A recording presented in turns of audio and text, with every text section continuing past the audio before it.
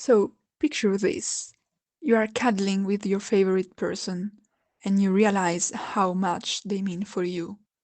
And you can't help but feel the urge to at least attempt at conveying the immeasurability of your love for them.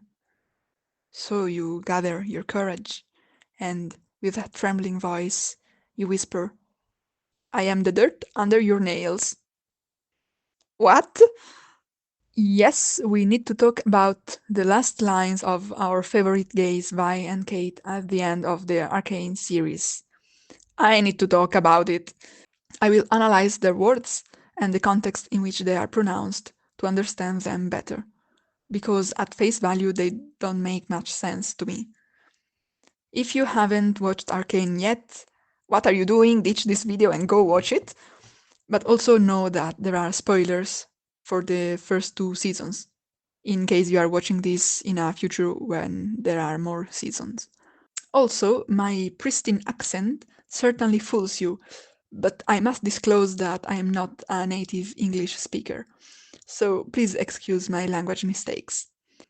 My name is Betty Blue, and this is my interpretation of Violet and Caitlyn's final words in Arcane Season 2, Episode 9. Let's first recall what we are working with. The last interaction between Cait and Vi begins when Cait hears Vi humming a song. She approaches her and asks her about it. Vi just says that it's a song that her mother used to sing. And now the mysterious lines that we will focus on. Cait asks, Are you still in this fight, Violet? Vi hesitates, then answers, I am the dirt under your nails, Cupcake. Nothing's gonna clean me out. And then she rests her head on Cait's shoulder, while Cait seems to be pensive. This is the objective material that we have to work with. Now let's begin with more abstract stuff. So, theories, interpretations, subjective opinions. Maybe you are among those who are satisfied with knowing that Cait and Vi are inseparable like dirt and nails. And this is for sure one undebatable meaning of this scene. And I am happy for them too, but I am not satisfied. I think that there are some other meanings hidden here, in addition to this obvious one. Communicating their eternal bond through this metaphor is a very peculiar choice. Dirt under the nails. It's not a common, unsurprising, unnoticeable metaphor for romantic love. It is unusual, a mismatch with a plain romantic atmosphere, and it stands out. It begs to be analyzed further. And the fight Cait mentions is unclear too. It doesn't facilitate the investigation, but it encourages it too. So let's investigate. I will expose every step of my reasoning. Please tell me in the comments which improvements you suggest. Here is what I got so far. As first thing, changing the metaphors to direct open meaning. The eternally dirty nails are a funny metaphor addressed to Cait, who has high-class manners and surely pays attention to her own hygiene. A nuance of joking tone is also conveyed by the nickname Cupcake, which Vi has already used other times to lighten up a bit the mood of a serious conversation. Vi says that the dirt cannot be removed. The nails will stay dirty forever, despite the hands being cleaned or washed. So we have clean hands, but the dirty nails stay. How did the dirt get under the nails? At some points, the hands got dirty. And even when the hands have been cleaned, the dirty nails reveal their past. These hands can change their present condition, but they cannot change the past. Does this remind you of something? It should. Cait expresses this idea about the unchangeable past twice in episode 8. In one case, she is speaking with Vi about jinx, and she says, "We can't erase our mistakes. None of us." Later, when talking directly to Jinx, she says, No amount of good deeds can undo our crime. Note how Cait talks about a we, a our, while discussing these topics. This will be relevant again later. Anyway, this idea of unchangeable past was already present in the series and more clearly expressed than this metaphor. Especially, it was already clear to Cait to whom this metaphor is addressed by Vi. The fight mentioned by Cait is a metaphor too. Vi continuously throws fists throughout the series, so this is a fitting metaphor addressed to her. But here she is calm and at rest, so it could refer to some kind of challenge in general, not an actual physical fight. Cait says this line to Vi with a worried face. She might be worried about some challenge, some internal turmoil that her girlfriend is facing. She uses her full name, Violet, which matches the serious tone of her question. So Cait is asking to Vi, are you still engaged in this challenge? But it is unclear if Cait hopes that she is or she is not. She could mean, I hope you are not giving up on this challenge, or on the contrary, I wish you were already done with this challenge. We will gain a clearer idea about this later.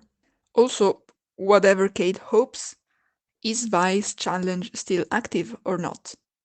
I have read or heard some people thinking that Cait's question remains unanswered because Vi doesn't respond with yes or no, but she changes the topic to dirty nails. However, I think Vi not only answers, but her answer also helps understanding the question better.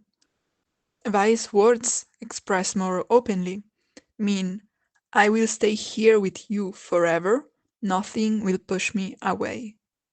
This means Vi will stay in the current situation and any attempt at changing the situation will fail. I think this refers to the challenge. Cait asks, is your challenge still active or has it changed and ceased? And Vi answers, what I am doing now is what I will be doing forever with you. So Vi states that she is still facing the challenge and that she will not quit it. And this challenge must involve Cait too, in some way, since Vi staying with her means that the challenge remains active. Now let's look for some more clues about the topic of this challenge. Cait asks about this challenge. This. So the fight is linked to something in the vicinity of this conversation. Let's discuss some possible options by looking at the previous elements to this conversation that Cait might be referring to. Vi just informed her about the song she has been humming. It's just a tune my mother used to hum, she says. She mentions her mother, and then she seems to sink back into her thoughts. She might be thinking about family. She has lost all of it, and very recently her sister. Maybe these losses and this grief are her fight. The tune she was humming is not a random one. It's the song Dear Friend Across the River, and we have already heard this song in the very first scene of the first episode of the first season.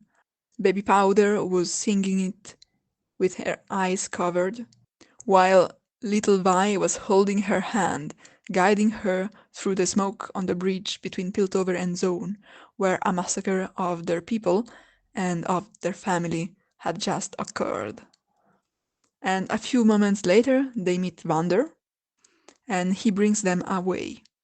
In Vander's arms, while heading back to Zaun, Vi looks above his shoulder to the towers of Piltover, and she identifies the rival city as the source of her sufferance.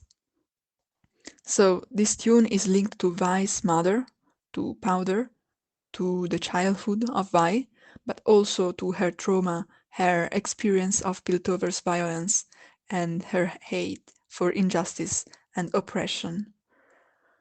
This is reinforced by the lyrics of the song. They go, "Dear friend across the river, my hands are cold and bare. Dear friend across the river, I'll take what you can spare. I ask of you a penny, my fortune it will be. I ask you without envy, we raise no mighty towers. Our homes are built of stone, so come across the river and find the world below." It is a song for Zaunite children, and it prepares them about something that will become their life experience later. The song presents a situation of apparent peace. There are apparently friendly relations between the two cities, but the power imbalance goes unchallenged, because they do not interact as peers with the same rights. The freedom and well-being of Zaunites is dependent on Piltover's compassion. Zaun is at Piltover's mercy, literally. So, Vi's fight could be linked to her past struggles under Piltover's rule, which this song represents. Before Vi humming this song, something else happened. Not in the same scene, but between scenes. Something to be deduced as soon as we start seeing this scene. Vi now is at Cait's house, and she seems comfortable and settled in. It's a very different environment than the one she grew up in, first among Zaun's poverty and crime, and then in Piltover's prisons. She used to deal daily with the exploitation of herself and her people by Piltover, and she spent years in prison without a trial because of the unquestioned authority of the police. She learned to hate these oppressive entities, and during the whole first season she was very well aware of these injustices caused by Piltover. This topic is a bit lost during the second season when the focus shifts to Ambessa and Victor.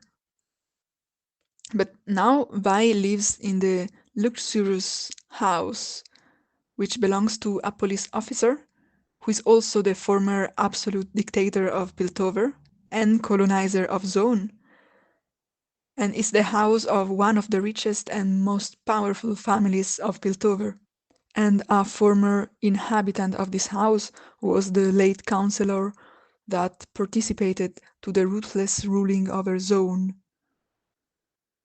For most of her life, Vi was among the wronged people. Now she lives in the luxury accumulated through these wrongs. It is a big material and ethical change, which can have a heavy impact and require time to adjust. Is this her fight, coming to terms with these changes and the journey that produced them? I think Vi's challenge can consist in all of these topics combined and coexisting. Vi has experienced a great deal of trauma and grief that she needs to elaborate. Most of that trauma was due to Piltover's abuses over Zaun, an unjust power dynamic that she has always been well aware of and very angry at. Now she lives like the most powerful Piltovians, at the most extreme distance from the place and the people she feels belonging to. She might be experiencing disorientation, confusion, but also guilt, for this change can look like a betrayal of Zaun. Even if now Piltover and Zaun are supposed to collaborate and respect each other more, the past has happened and can still influence the present. I think that Vi's challenge is coming to terms with her past and build something different, more healthy in the present. As anticipated, Cait is involved in this challenge too. Vi's challenge remains active as long as she stays with Cait, like dirt under her nails, reminding her of the past. Cait has to deal with her past too. Like any inhabitant of Piltover, she has passively profited from Zaun's exploitation. By working as an enforcer, she has actively participated in it. And then she even drastically deteriorated the already low quality of life in Zaun by operating an invasion. In episode 5 of the second season, when she faces the inventor of Shimmer, she is horrified by the sufferance that this invention has caused. And she says, "You're a monster. Why? Why do all this?" While her troops are devastating Zaun. At least Singed invented Shimmer because of love, he reveals. Cait invaded Zaun for vengeance. Who's the monster again? It's shown clearly that Cait was transformed into a monster by her mother's assassination. But we have seen also that normally she is kind, smart, brave, and empathic. This is why I think that as soon as she stops being a dictator, she will want to make up for her mistakes. I have quoted her stating that the past can be deleted twice. In those scenes, to me, it sounded like she was talking about herself. Cait has done horrible things to Zaun. In episode 8 of the first season, Vi accuses Jace and other powerful Piltovians of stacking their heads in the dirt and ignoring the consequences of their actions on Zaunites. She says literally dirt. Cait has had her head in the dirt too, but now she has stopped playing with dirt like this. But traces of her massive past mistakes stay. The dirt under her nails and a grieving, traumatized Zonite in her living room. So, am I saying that their future together doesn't seem bright at all? Constantly reliving their mistakes and feeling guilty or resentful towards each other? No. Don't be mistaken. Remembering the past is not reliving its wounds, but reliving them. They will be happy together, I promise. But in order to explain why, let's talk for a moment about the whole peoples of Zaun and Piltover. During season 1 and inconsistently in season 2 before Ambessa and Victor take over the plot, Vi and Cait have been not only individual characters, but also symbols of their respective cities, who try collaborating but end up apart again. Vi says it, topside and bottom, oil and water, that's all there is. And when Cait asks, "What about us?" Vi repeats, "Oil and water wasn't meant to be." So there is a parallelism between them and the cities. They embody the essence of their cities and mirror their relations. So what are the cities doing while the gays talk about dirty nails? The cities are finally trying to coexist in peace and unite their people. Will they succeed? It depends. It depends on how they elaborate the past together. Temporarily fighting against Noxus and Victor is convenient, but doesn't solve all of their pre-existing hostilities. Just before the last scene of Vi and Cait together, there is a montage of several scenes of the aftermath of the war, with Cait's celebratory discourse on the background. In particular, there is a scene in which Zonites and Piltovians meet together on the bridge and honor the people lost in the war. The first image of this funeral shows some head portraits sculpted on the structure of the bridge. The bridge is in the Liberty style typical of Piltover and seems to use quite expensive materials and decoration that Zaun could probably not fund. So the bridge was probably built by Piltover. So the heads portraits are probably celebrating some Piltovians. By seeing that picture, I felt at unease. Zaun and Piltover want to collaborate, but they are still surrounded not only by reminders of the past, but also by present context and functioning institutions that, until now, have maintained their inequality. The portraits on the bridge are an example. What if Zaun and Piltover want to live in peace together, But some Zonites recognize in those portraits some late Piltovian commander that massacred a part of their family. Maybe these Zonites barely survived, and now they see the face of their slaughterer, welcoming them to Piltover and being revered as a model. If I were a Zonite, I would not feel safe having relations with a city that celebrates and respects the slaughter of my people. I would not want to have relations with them.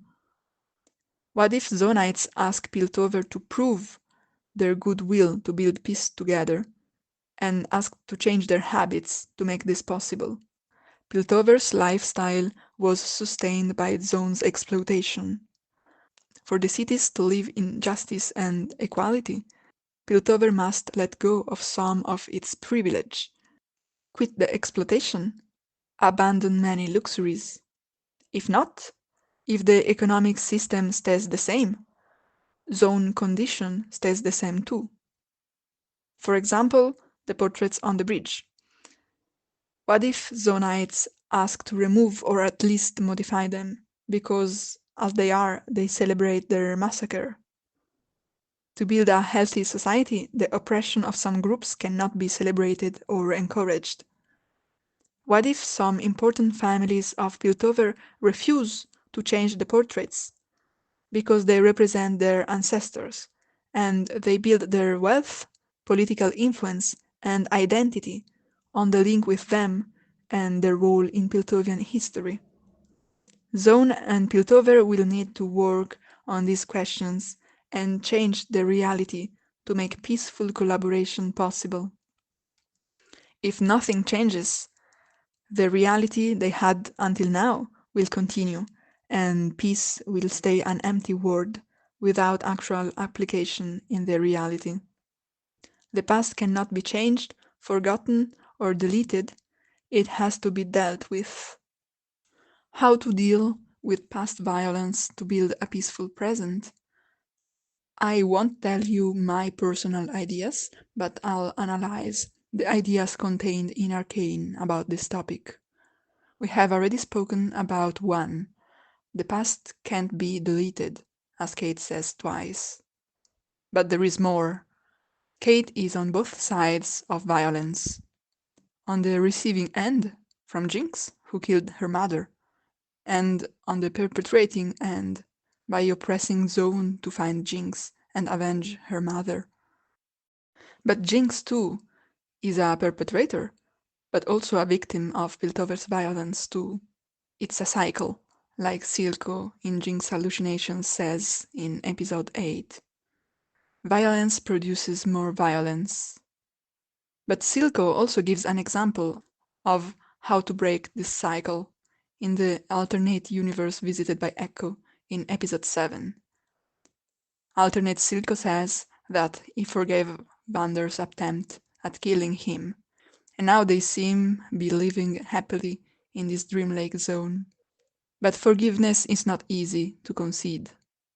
In episode 4, Ambessa speaks to Cait this way. Maybe I underestimated you.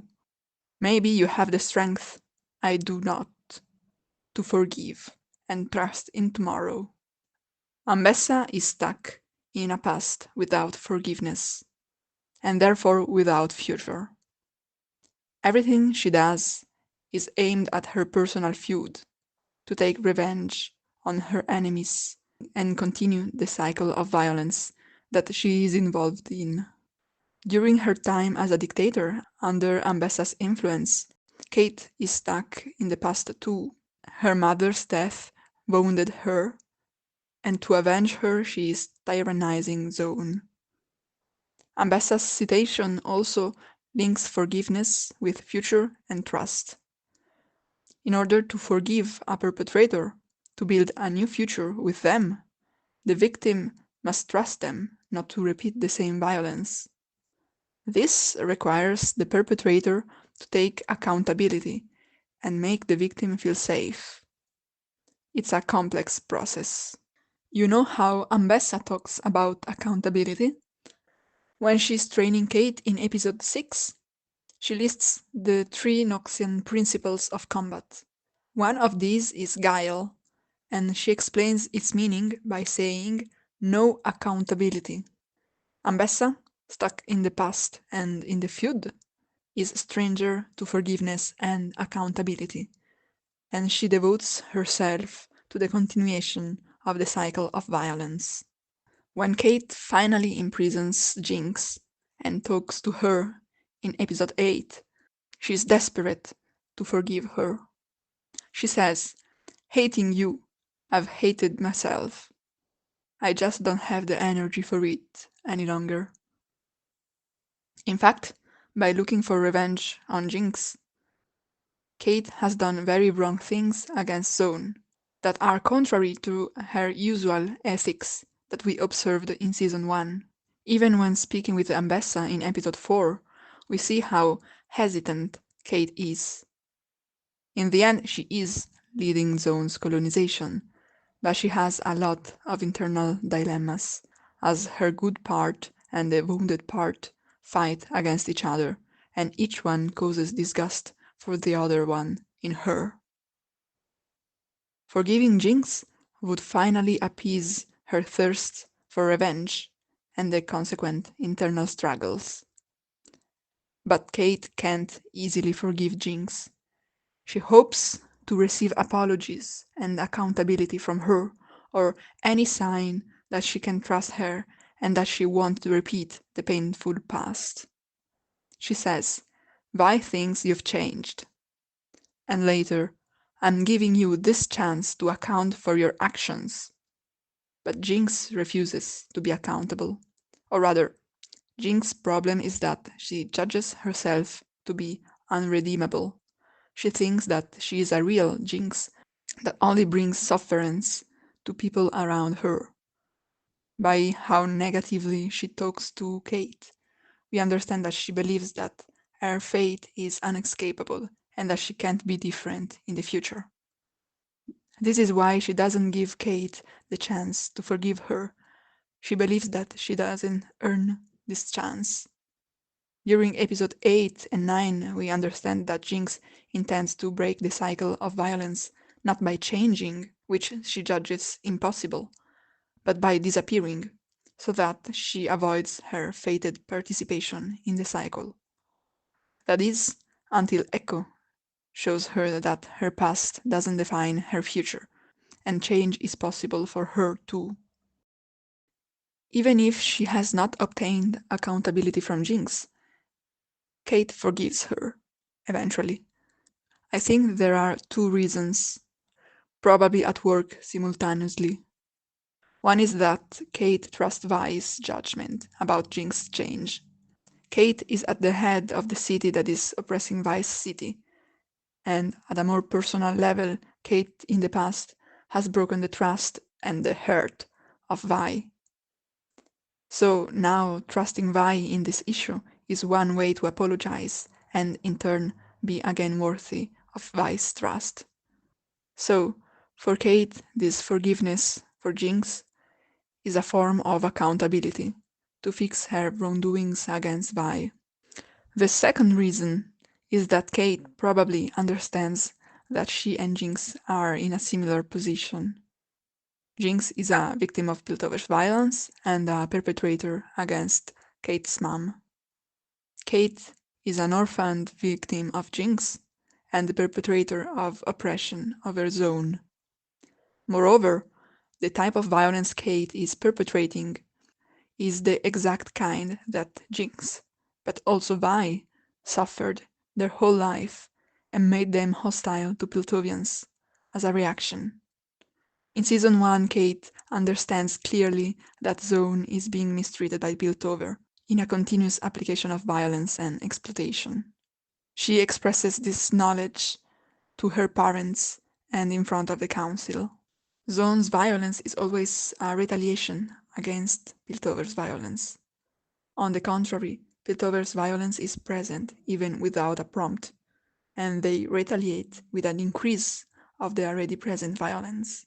The Piltovian Council rules over Zaun too and decides, actively or passively, to condemn them to sufferance, an attitude that they themselves established as legal, while Zaun has no influence over Piltover, if not by occasional individual attacks, that the Council immediately recognizes as crimes. Cait knows all of this since Season 1. During Season 2, she simply sticks her head into dirt, burying this awareness under the desire for revenge, which caused the aforementioned internal struggles. While being a victim in front of Jinx and asking for her apology, Cait is also aware that her victims will ask for her apology too. When talking to Jinx about the unchangeable past and the need for accountability, she sounds like she talks to herself. By forgiving Jinx, she is not only doing the same thing that she hopes to obtain from her victims, she is also making her own forgiveness more probable, because, as the dictator of Piltover, forgiving the Zaunite rebel Jinx is an act of accountability. Symbolically, this means that she recognizes her mistakes, that she is ready to fix them, and that the forgiveness that she conceded is going to be conceded to her eventually. Another sign confirming Cait's serious engagement in accountability is that in the end she does not take the seat at the council that she inherited from her mother, and Sevika, the first Zaunite councillor, takes it instead. Cait is stepping back and declining some privilege that she was born with, so that people previously excluded can benefit from it and pursue equality directly on their terms. This awareness and openness from Cait is important for her relationship with Vi too. Vi can only feel safe and free to be herself with a Piltovian if this Piltovian is aware of her privilege and actively pays attention not to use it against her, unlike the rest of society is used to do. Cait can only show all her love to a Zaunite and help her heal by actively proving to this Zaunite more awareness and care than what her city usually does. They face different challenges, healing and expiation, but they can only pursue them together with mutual support. Their relationship will thrive because they are both engaged in it. Until now, we have analyzed mainly the words, but the visuals in the last scene of Vi and Cait also support this interpretation. Vi is not wearing any usual protection for the first time. She has no jacket, no gauntlets, she's even barefoot. Even in the famous prison scene, she was still wearing bandages for combat on the forearms, but here her arms are naked. She has never looked so defenseless, but also so comfortable and relaxed with this vulnerability. She feels so safe that she even sings, and Cait too is surprised to hear that coming from her. Vi's face has a different detail too.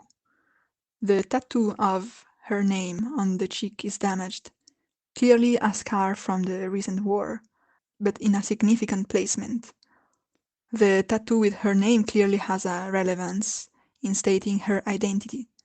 In episode 1 of this season, Maddie even recognized her by pointing out she has her name printed on her face. It is not clear if this scratch on the tattoo is temporary and waiting to heal, or a permanent scar. For sure, it signals that there is a change, ongoing or just occurred.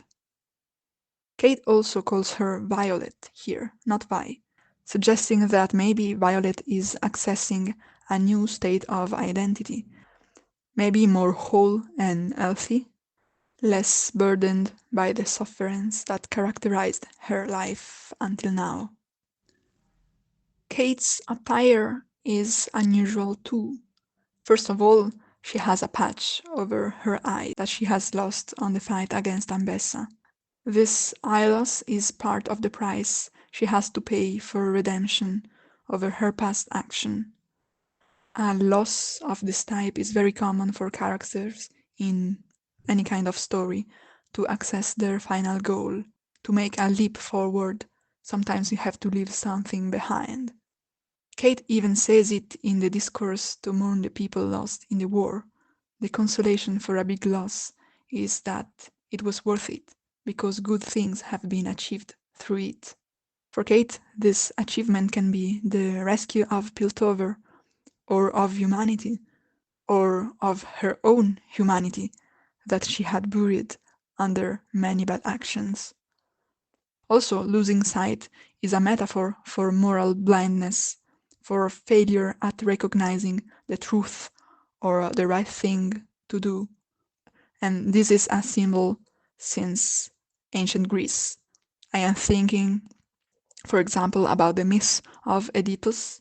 He accidentally kills his father and marries his mother, and when he finds out, he blinds himself so that its physical condition matches his moral short-sightedness and ignorance. Similarly, often seers in Greek myths are blind. They can't see the world around them, but they can see the future and other things that normal people can't.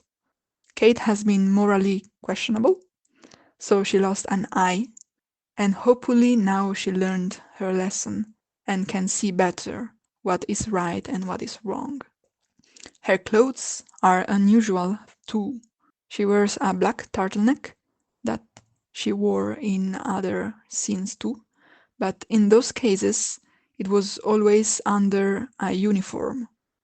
And the uniform she wears are always symbols of power of Piltover, as an enforcer or as a dictator. Here now she has none of these uniforms, only the black turtleneck, which doesn't represent any role or title. Here she is just Caitlyn. While she and Vi speak, they both rest their head on each other's shoulder, in turns. It's a reciprocate gesture, symbolizing the reciprocity of their support and reliance. Moreover, their tone also shows their feelings for each other. Cait seems worried when she asks Vi about her fight, showing that she cares about her well-being. This was proven already by how her attention was immediately caught by Vi's singing, and she then asks about it, wanting to know more and to participate in her emotional life.